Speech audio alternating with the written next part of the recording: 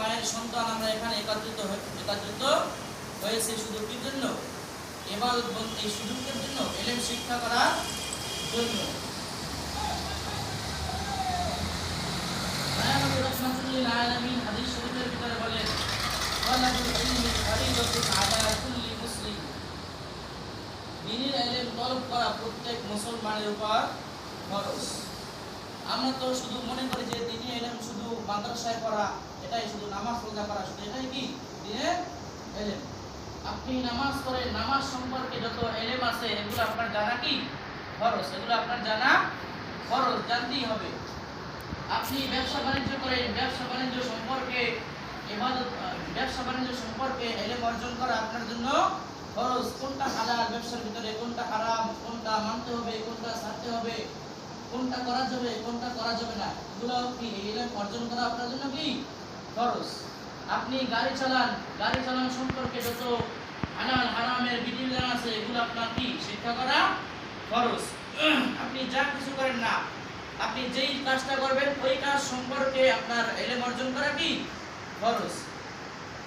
আপনি কোরআনের ইলম অর্জন করলেন, কিভাবে নামাজ পড়তে হয় সেটা জানলেন, কিন্তু আপনি ব্যবসা করতেছেন, ব্যবসার ভিতরে আপনি হারাম খাইতেছেন, যেটা আমি যখন আমরা এখানে কোরআন শিক্ষা করতে এসেছি, কোরআন শিক্ষা করতে এসেছি, এ সম্পর্কে আল্লাহ তাআলা কোরআনে বলেন, আর রহমান আল্লামাল কুরআন খালাকাল ইনসান।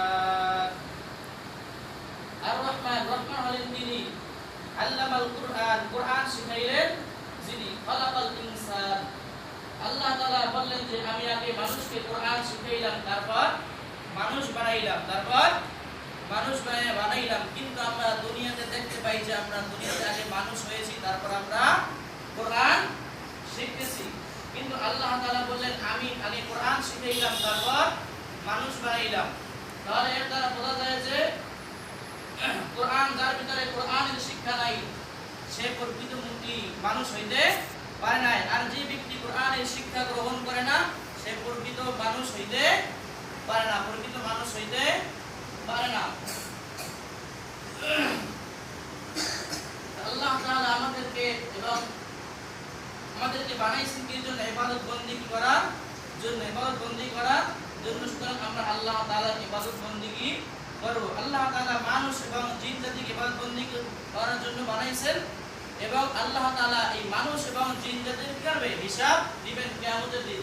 আর অন্য কোনো জিনিসের আল্লাহ তাআলা হিসাব দিবেন না। এজন্য